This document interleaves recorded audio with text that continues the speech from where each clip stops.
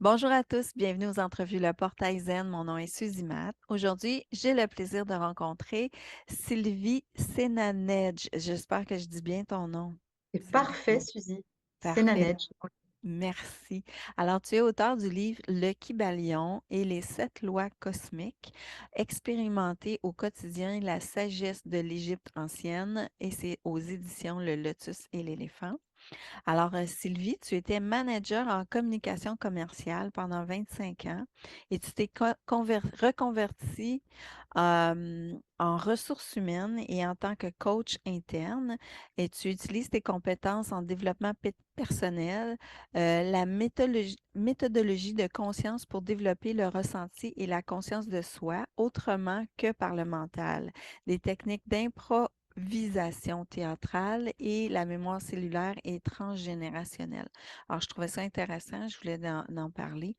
Donc, ben, bonjour Sylvie, bienvenue Bonjour. aux entrevues Le Portail Zen. Bonjour Suzy et bonjour à tous les auditeurs et auditrices. Ouais.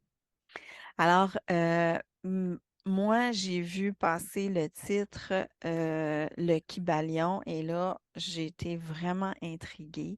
J'imagine qu'il y a plein de personnes qui doivent se demander qu'est-ce que le Kybalion? Mhm. Alors, toi, tu as découvert ça en 2014, ça a comme bouleversé ta vie. Alors, Oui. raconte-moi, qu'est-ce qui t'a amené vers ça? Alors, en fait, j'ai découvert le Kybalion il y a une dizaine d'années grâce à une personne qui était ma thérapeute et qui m'a fait découvrir le contenu de ce texte. Et j'ai vraiment compris que ça pouvait m'apporter des pépites et une Mhm, nouvelle grille de lecture de la réalité. Et j'ai eu envie d'expérimenter vraiment le Kybalion dans ma vie et surtout aussi de le faire expérimenter à des participants dans des ateliers. Et ce livre que j'ai écrit, c'est le fruit de ce travail expérimental. Donc, le Kybalion, à l'origine, c'est un texte ancestral et c'est un texte assez hermétique, assez difficile à comprendre. Et moi, j'ai voulu en faire quelque chose d'accessible pour le grand public et pour que ce soit utile dans la vie de tous les jours. mhm. Oui, pourquoi l'avoir sorti à ce moment-ci? Il y a un besoin pour ça. Ouais, je trouve que, on vit dans une époque très difficile, en tout cas dans le monde occidental, en tout cas, hein, de ce que j'en connais. On vit une époque avec beaucoup d'incertitudes, beaucoup de pertes de repères. On vit une époque où tout va vite, où on est coupé du vivant parce qu'on est dans des mondes beaucoup, virtuels, numériques, dans la société de consommation aussi, Mm, où il faut toujours acheter plus pour être plus heureux. Et ça, je trouve que, ça rend l'être humain vraiment, ça rend l'être humain fou, en fait, parce qu'il mm, y a une soif de sens. Et moi, j'ai trouvé que le Kybalion, ça apportait des réponses. En tout cas, une grille de lecture de la réalité, ça apportait des repères. Et du coup, je me suis dit, bah voilà, après, il y a sûrement d'autres choses et d'autres écrits de sagesse, mais voilà, celui-là, c'est celui qui a croisé ma vie. Et donc, j'ai voulu partager avec d'autres personnes qui sont aussi en quête de sens bah, ces repères. Voilà, et mhm. les rendre du coup accessibles, faciles à comprendre. Il y a beaucoup d'exercices dans mon livre. Il y a une cinquantaine de clés de transformation. Vraiment, c'est pratique, c'est un livre, c'est un manuel pratique d'élévation personnelle. Alors, le Kybalion, c'est relié avec l'Égypte ancienne. Oui, Ce que j'ai écrit, c'est que ça a été écrit en 1908 par un collectif anonyme des trois oui, initiés. Ça oui, relate les enseignements donnés par Hermès Trismégiste. Mais c'est ça. toi, tu as remis ça, j'imagine, au goût du jour, beaucoup plus Oui. moderne. Oui, alors moi, je m'appuie sur le texte, Mhm. qui est effectivement assez hermétique, hein, ça vient du nom d'Hermès. Hermès, oui. Voilà. Mais moi, j'ai à cœur d'expliquer ce qu'il y a derrière, d'essayer de voilà, d'ouvrir des portes pour que l'on comprenne mieux ce qui est caché derrière ces sagesses. Et d'ailleurs, j'ai même été jusqu'à changer l'ordre, des lois telles qu'elles apparaissent dans le Kybalion. À l'origine, il y a 7 principes hermétiques qui Oui. apparaissent dans un certain ordre et moi, j'ai décidé de changer cet ordre parce que je les ai testés dans des ateliers et j'ai vu qu'il y avait des lois des principes qui étaient plus faciles à comprendre que d'autres. Et même, il y a la septième loi, pour moi, c'est la plus difficile à comprendre et surtout à accepter. Et Mhm. donc, je les ai mises dans un ordre qui me paraissait, en tout cas, qui a été expérimenté et qui me paraissait, voilà, le plus facile à aborder. C'est la question que j'allais te poser. Qu'est-ce que ça t'a apporté à toi, ces lois cosmiques-là? Alors moi, ça m'a apporté beaucoup de choses. Faudrait que je prenne des exemples. Oui, si Peut-être, t'en as. peut-être rentrer, je sais pas si tu as l'intention, mais peut-être de rentrer dans une ou 2 lois Oui, et pour, je les ai écrites, là, donc ouais. oui, comme tu veux. Je Parce que ce que t'écoute. ça m'a apporté, c'est pas globalement, c'est vraiment loi par loi, en fait. Qu'est-ce que Oui. ça a pu, me permettre? Je crois que la loi qui, pour moi, a été la plus, puissante, c'est la loi d'analogie, Mhm. celle qui dit que tout ce qui est à l'extérieur est comme ce qui est à l'intérieur. Et moi, ça a été, une déflagration, vraiment, de réaliser que tout ce qui m'agaçait à l'extérieur ne faisait que parler de moi. Soit Mhm. parce que c'était des propres défauts que j'avais moi-même, soit parce que ça parlait de quelque chose que je souhaitais, atteindre et que j'arrivais pas et du coup, ben, la vie me l'envoyait, sous une autre forme un peu exacerbée. Voilà, donc je trouve que cette loi-là, elle est vraiment, elle permet d'abord de mieux se connaître, de se développer et surtout aussi d'être plus tolérant vis-à-vis des autres parce que quand on comprend que en fait, les autres, c'est un petit bout de nous et qu'on Mhm. est comme des boules à facettes et qu'on reflète des bouts de l'univers, bah, ça donne beaucoup de recul. Voilà, beaucoup de recul. Mhm. Mhm. Mmh. Oui, alors oui, on pourrait peut-être en parler en gros là, de chacune des lois. Donc, il y a la loi du rythme, Mmh. d'analogie, la loi de la polarité, la loi du genre, la loi de la pensée créatrice, la loi de la vibration et de la loi de la cause à effet. Alors, est-ce que tu penses être en mesure de m'en dire un petit peu de chacune? Ouais, un tout petit peu de Un chacune? tout petit peu, un tout peu. Alors, la loi du rythme, c'est la loi qui est la plus facile à comprendre. C'est pour ça que je la mets en premier. C'est une loi qui parle du temps. Et ça, on est tous concernés par le temps qui passe, le temps cyclique, le temps des saisons, le temps opportun. Et cette loi, ce qu'elle dit, entre autres, elle dit que tout évolue et tout dégénère. Et ça, c'est terrible, parce qu'en fait, ça nous met au cœur de notre finitude, au cœur du fait qu'on est des êtres mortels. Et donc, on se rend compte à un moment donné, surtout plus on vieillit, qu'on n'a pas d'autre choix que d'être dans le moment présent. Alors, il y a plein d'auteurs qui ont écrit là-dessus, plein, il y a énormément de matière sur le moment présent. Et du coup, moi, je pense que c'est vraiment, ce qui est important, c'est de se reconnecter au corps, aux sensations corporelles. Très d'accord avec toi. Quand Vraiment on est dans les d'accord avec sensations toi. corporelles, on est Oui, forcément dans le présent. Voilà. oui. Parce Donc, que cette loi, elle permet ça. Voilà. Juste une petite parenthèse, parce que moi, j'enseigne une technique d'entraînement physique, mais j'ai un cheminement personnel depuis des années et j'ai remarqué que les gens qui sont dans un cheminement spirituel, parfois dénigrent un petit peu le corps. Et Mmh. même, j'ai déjà rencontré un moine bouddhiste qui disait que pour eux, l'exercice n'était pas, il ne faisait pas d'exercice alors qu'il avait il avait très mal au dos, ce moine-là. Et j'aurais pu lui donner des exercices pour étirer son dos, mais Oui. alors j'ai vu avec les années on ne doit pas dénigrer son corps. Ben non, mais non, on est dans toutes nos dimensions, hein. La Mhm, tête, le cœur, le corps, l'âme, on est tout ça. Et c'est vrai que, parfois dans la spiritualité, j'ai la lumière qui s'éteint, pardon. Dans la spiritualité, on a tendance à s'éloigner trop de la matière. mhm. Et moi, j'ai vraiment à cœur, c'est pour ça que je suis très pragmatique et je suis pas quelqu'un de perché.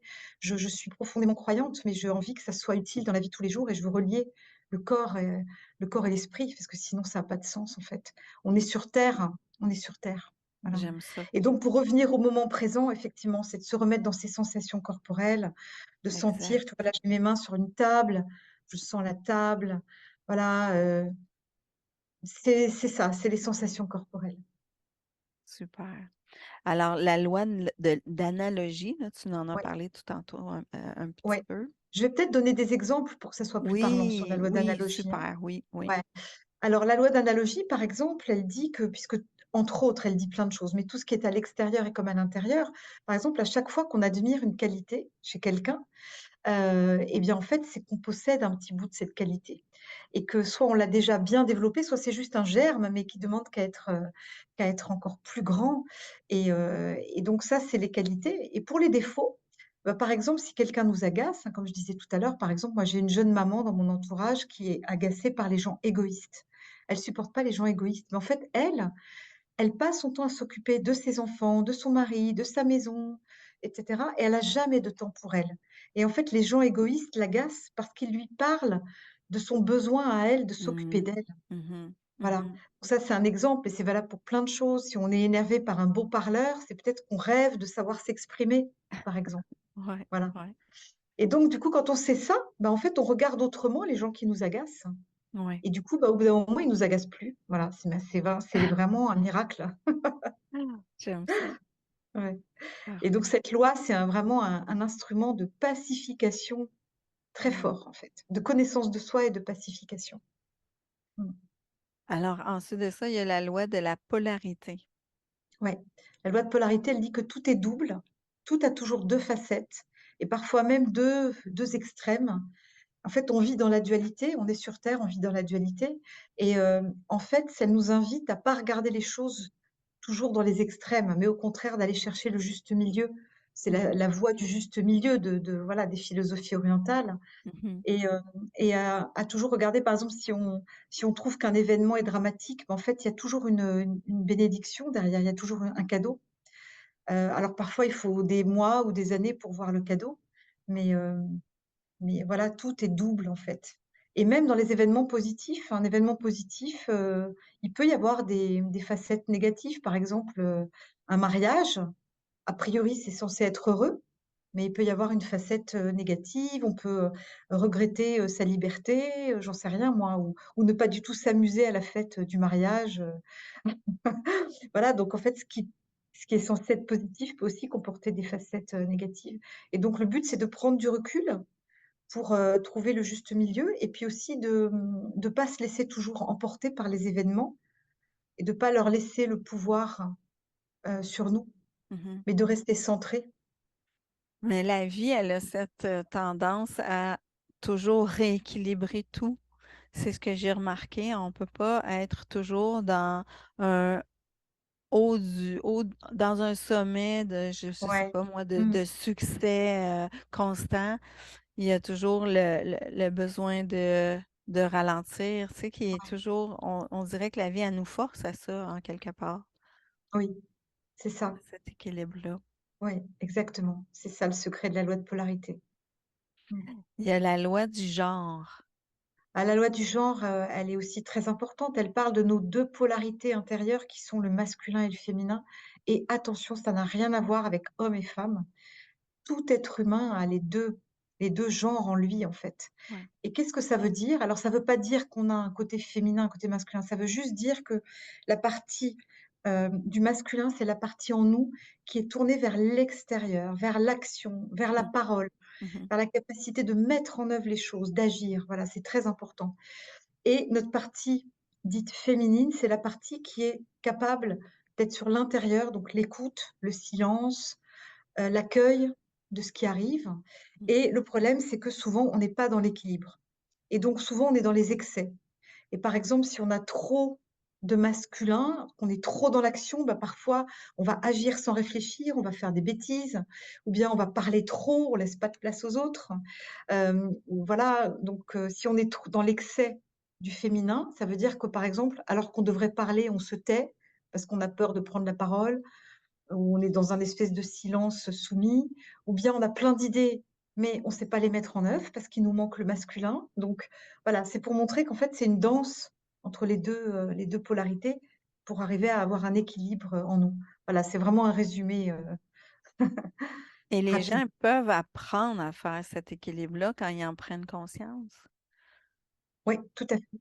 Ouais, Parce que, tout à fait. En fait, ouais, je parce t'en que prie. certaines personnes ont ce trait de personnalité-là, ce trait de caractère-là d'être une personne d'action.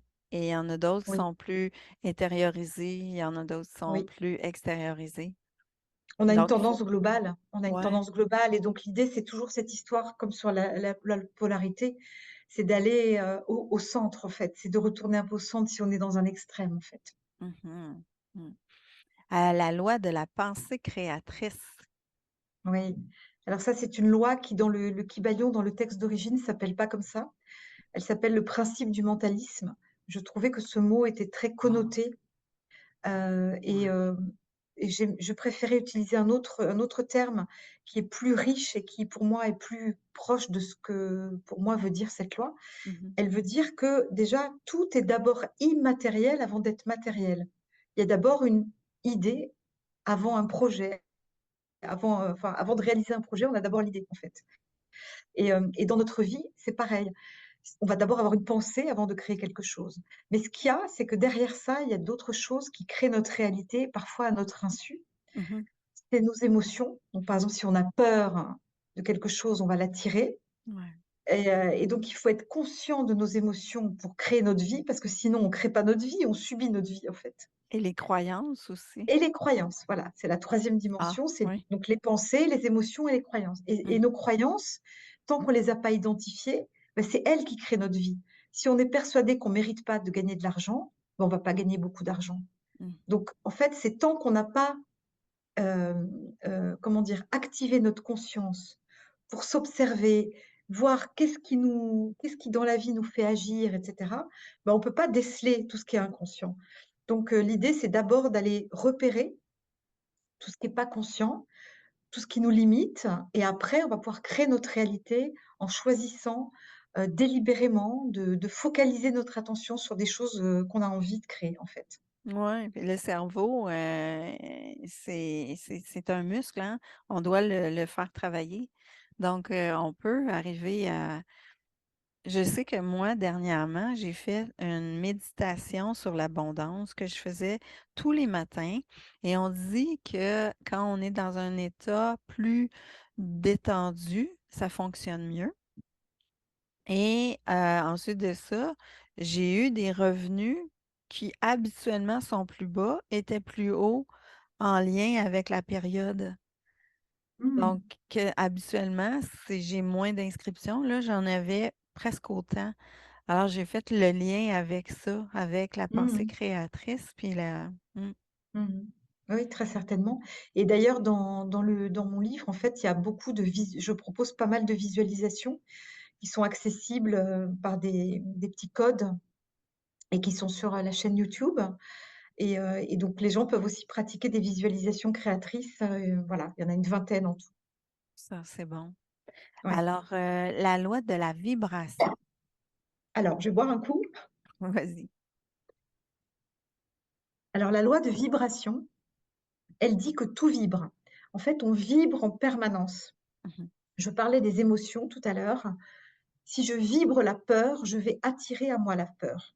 mhm, Et quand on vibre, en fait, on attire la même vibration.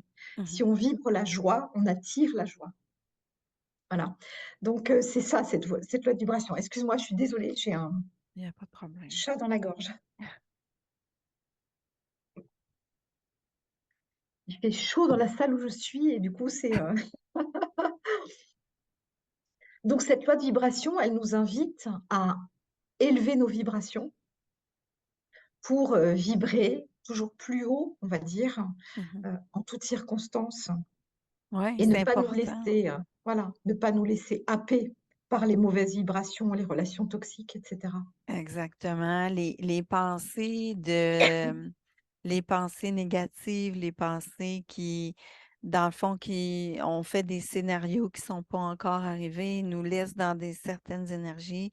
Alors, c'est ça au niveau de la vibratoire dans notre corps. Ouais, c'est Ouais. ça. Hmm. Et la loi de cause à effet. Alors, la loi de cause et d'effet, alors elle dit plusieurs choses. Elle dit d'abord que tout est juste, que tout ce qui arrive est juste. Et ça, c'est quelque chose qui est très difficile à accepter Hmm. par les gens. Ouais. Parce que malheureusement, quand on vit des épreuves, ben, on ne se dit pas que c'est juste. C'est pas possible. Donc, c'est très difficile et c'est tout un chemin pour comprendre en fait le sens des épreuves. Et ce Mhm. qui va nous aider, c'est d'aller chercher les causes. Et les causes des épreuves, elles peuvent être de différentes natures.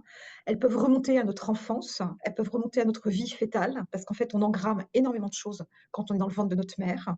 Elles peuvent aussi remonter au transgénérationnel, bien sûr, donc à tout ce que nos ancêtres n'ont pas pu digérer émotionnellement et que parfois on se trimballe, en fait. Et puis, il y a aussi des causes pour, en tout cas pour les personnes qui croient à cette dimension de notre âme et à notre continuum de conscience, des causes qui relèvent de vies antérieures et qui peuvent aussi expliquer, certaines phobies ou certaines, voilà, certaines, choses qui peuvent nous arriver dans la vie.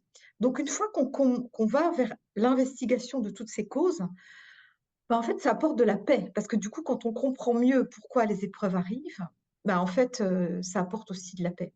Et puis un deuxième truc que dit cette loi, c'est, que tout toute cause a son effet. Ça veut dire qu'on est responsable aussi, ça rejoint un peu la loi de pensée créatrice, mais on est responsable de ce qu'on fait et qui va produire des effets.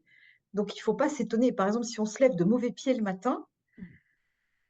et qu'ensuite on renverse son café et qu'ensuite, on rencontre quelqu'un dans la rue, avec qui ça se passe pas bien, voilà, bah, en fait, c'est C'est à un moment souvent donné, une chaîne, hein? c'est levé, voilà. Mais on s'est levé du mauvais pied et Mmh. donc Voltaire, disait: «J'ai décidé d'être heureux parce que c'est bon pour ma santé». Ouais, Voilà, donc il faut aussi, prendre cette dimension de notre responsabilité. C'est ça qui est derrière la loi de cause et d'effet. OK. Alors toi, tu as basé des ateliers sur ces principes-là, sur ces lois cosmiques-là? Ouais, c'est ça. Ouais, je fais des ateliers, soit en présentiel ou soit, par visio, comme on fait là. Mmh. Et ça permet en fait essentiellement parce qu'en fait, c'est assez facile à comprendre les lois cosmiques, tu vois? Là, j'ai Ouais, résumé. Bon, ouais. en fait, le truc, c'est de les expérimenter dans sa vie et donc entre 2 ateliers, il y a un mois qui s'écoule et les participants expérimentent dans leur vie et ils reviennent avec leurs témoignages et ils reviennent et parfois même, ils disent: en fait, je vois pas clair, il m'est arrivé un truc, mais je sais pas dire, quel lien avec les lois cosmiques et en fait, on trouve le lien, bien sûr, Mmh. ensemble et ça les éclaire et ce qui est très important, c'est que ça crée des résonances entre les différents participants et donc ils s'aident mutuellement et voilà et le feedback que je donne, bien sûr, aide aussi, à cheminer, voilà, en 7 ou 8 mois, bah, les gens font des très beaux chemins d'éveil. Sûrement des belles transformations. Est-ce que tu as un exemple assez marquant pour toi d'une transformation d'un de tes élèves? Hem, J'en ai beaucoup des exemples. Oui, alors peut-être le plus flagrant, c'est un homme qui a subi un licenciement par son entreprise, un licenciement abusif, qui était, vraiment lié à des, comment dire? C'était pas juste, en fait. Il y avait des histoires derrière compliquées, pour protéger quelqu'un d'autre. Enfin, c'était vraiment des histoires de pouvoir qui étaient pas Mmh. très sympas. Donc le licenciement était vraiment abusif et c'était quelqu'un de très honnête et donc il a vraiment eu beaucoup de mal à supporter ça et il avait des pensées très noires. Mmh. Je me suis dit à un moment donné même, ça relève vraiment pas des ateliers de conscience, ça relève d'une thérapie et cetera. Et mais il m'a dit après coup donc il s'est aussi fait aider en parallèle, mais après coup il m'a dit, vraiment grâce aux lois cosmiques, je suis passé à côté d'un acte, Ouf! voilà, qui aurait pu être alors c'est pas que les ateliers parce qu'il y avait aussi une aide thérapeutique, mais Ouais. en tout cas lui, il a l'impression que ça lui a donné alors c'est vraiment tu me demandes un exemple, très marquant, donc celui-là il m'a Mmh. beaucoup marqué. Oui, je comprends. Ouais, Ouais. voilà. Mais c'est, la consci en fait, souvent, ce que disent les gens, c'est que ces lois cosmiques, comme ça, on se dit: «Oui, bah, oui, je le sais. Je Oui, sais bah, c'est déjà, oui, évident. c'est ça, Ouais, je le sais exactement. déjà». Mmh. Ouais, mais en fait, c'est le fait de pratiquer, de poser notre attention dessus de mois en mois et d'échanger avec les autres participants qui fait que d'un coup, il y a des choses qui descendent dans notre corps, en fait. C'est comme si Mmh. on le sait là et puis d'un coup, on le comprend avec le corps. Ah, c'est bon ça, il faut le comprendre et le laisser descendre dans le corps. Voilà et là, alors là, il y a des transformations et les gens disent: «En fait, ça a changé ma vie. Je peux pas te dire pourquoi, mais je suis plus pareille» ou bien, «Je me sens beaucoup plus calme» ou bien, «Je me rends compte que j'écoute davantage les gens», voilà, c'est des choses comme ça qui se font au fil du temps avec les différentes lois. Donc, avec ce livre-là, est-ce que Mmh. les gens vont pouvoir arriver à de bonnes transformations autant Alors, qu'avec ton atelier? ben j'espère, hein, parce que c'est l'objectif et c'est pour ça que Oui. j'ai donné beaucoup de clés de alors j'ai donné beaucoup de clés de transformation. Il y en a une cinquantaine. Donc chacun va trouver peut-être la clé qui lui parle davantage. Mhm. Et 2, j'ai donné beaucoup de témoignages de clients justement, Parfait. de participants. Il y a aussi une cinquantaine de témoignages et donc ça veut dire que quand on lit un témoignage, on peut se dire: «Ah oui, mais moi aussi je suis comme ça». Voilà, donc ça va me parler en fait. Ouais. Donc moi j'ai fait ça pour que justement ça soit un manuel pratique et que les gens puissent, expérimenter au quotidien. En revanche, moi je pense que c'est pas un livre qui se lit d'un coup. Moi j'ai Non. envie de dire, Mhm. c'est un livre qui se lit peut-être, bah, peut-être une loi par mois. Mhm. Voilà, Et voilà, comme l'appliquer ç aussi, et essayer de l'appliquer l'appliquer, dans sa voilà, vie. et la vivre et voir ce que ça fait et peut-être même, les gens peuvent se regrouper entre 2 amis, par exemple, ou 3, je sais pas, et Ouais. peut-être partager entre eux, S'encourager. Mhm. voilà, Exactement. et s'encourager. Alors, merci beaucoup, Sylvie. Je vais Oui, mettre les liens sous la vidéo pour qu'on puisse te rejoindre sur ton site Internet. oui. Alors, En revanche, pour acheter le livre, il y a pas d'achat sur mon site internet, hein. non, c'est seulement aux éditions Le Lotus et l'Éléphant, les gens vont pouvoir le trouver. Est-ce que Oui. tu veux dire quelque chose avant qu'on termine? Non, j'ai envie de bah, en fait, oui, j'ai envie de d'abord merci à toi, Suzy. Ça fait Je suis ravie de plaisir. pouvoir, partager ce livre, avec, voilà, avec mes les amis du Québec et j'ai envie de dire, c'est un livre qui se lit avec le cœur. Mhm. Ça veut dire, vraiment, prenez que ce qui est bon pour vous. Voilà, et Exactement. laissez-vous toucher. Voilà. Ben, merci, Sylvie. Merci, Suzy. Belle continuité à toi. Merci beaucoup. À Au bientôt. revoir, à Au bientôt. revoir.